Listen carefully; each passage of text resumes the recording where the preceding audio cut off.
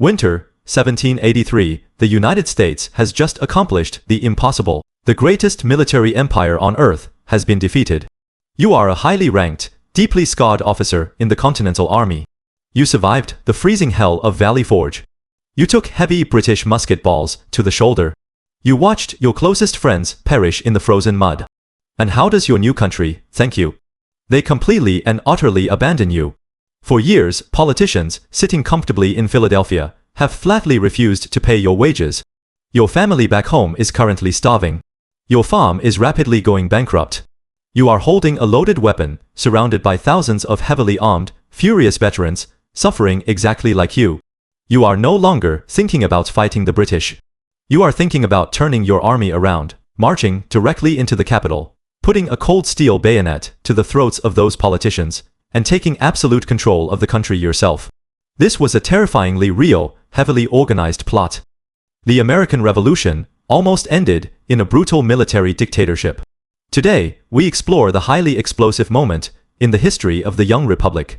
We witness how George Washington walked completely alone into a room full of heavily armed mutineers. We see how a tiny, incredibly fragile piece of glass stopped a military coup, and how a man holding absolute power did the most shocking thing in human history. He simply gave it away. To understand why the heroic Continental Army was plotting treason, we must understand the agonizing limbo of 1783.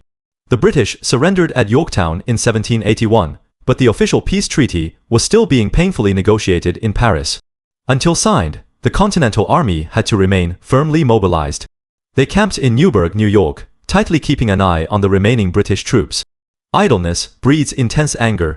The officers had a massively legitimate reason to be furious. The Continental Congress had absolutely no legal power to collect taxes. They were completely broke and had not paid the soldiers in months.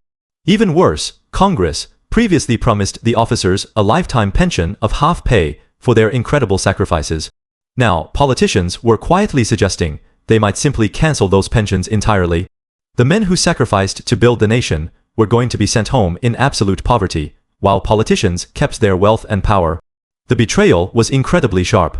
In early March 1783, a highly inflammatory, anonymous letter began circulating through the wooden barracks. It was written by Major John Armstrong, an aide to General Horatio Gates.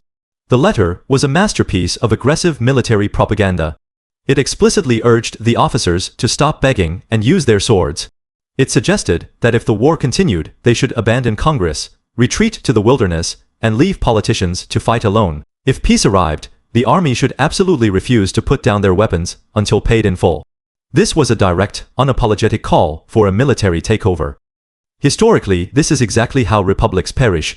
When a popular, heavily armed military feels betrayed by a weak civilian government, the military simply crushes the civilian government.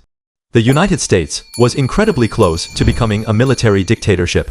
George Washington was deeply horrified. He understood that if the army marched on Congress, the noble ideals of the revolution would be permanently destroyed. The world would look at America and laugh, proving democracy inevitably ended in tyranny. Washington had to stop this without using force. If he ordered arrests, the army would instantly explode into civil war. He had to use intense psychological persuasion. An official meeting of all officers was called for March the 15th in the large wooden building named the Temple of Virtue. General Gates was scheduled to lead. Washington was explicitly not invited. The room was crowded, hundreds of angry officers packed tightly onto the wooden benches. The atmosphere was dark, suffocating, and hostile. They were holding their swords, muttering, "Treason." Suddenly, the heavy doors swung open. George Washington walked into the room completely alone. The room fell into a tense, eerie silence. Washington walked slowly to the front. Today, the men looked at him with deep suspicion. Many felt Washington had been too soft on Congress, not fighting aggressively enough for their money. Washington stood at the podium and pulled a written speech from his coat. He passionately condemned the anonymous letters. He argued that turning their weapons against their own country would open the floodgates of civil discord and drown the new nation in devastation. He practically begged them to remain patient, to trust the civilian government, and to protect the supreme honor of the army. He finished his speech and looked out at the audience. Nothing happened. The officers stared at him with hard, incredibly bitter faces. The speech completely failed. The logic of patriotism could no longer penetrate the thick wall of their financial desperation. Washington was rapidly losing control of his army, and with it, the entire future of the United States. Washington was desperate. He remembered he had a letter in his pocket from a member of Congress, explaining the severe financial difficulties the government faced. He pulled the letter out, hoping to prove that Congress was actually trying their best. He unfolded the paper, but the lighting was dim, and the handwriting was small. Washington stared at the paper, silently, struggling to read. He squinted. The officers watched him, completely confused. The great invincible commander was suddenly looking incredibly old, vulnerable, and deeply tired. Then, Washington reached into his pocket and pulled out a pair of wire-framed reading spectacles. He carefully placed the glasses onto his face.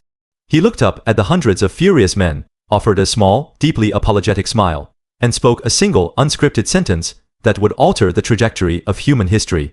"Gentlemen," Washington said softly, "you will permit me to put on my spectacles, for I have not only grown gray but almost blind in the service of my country."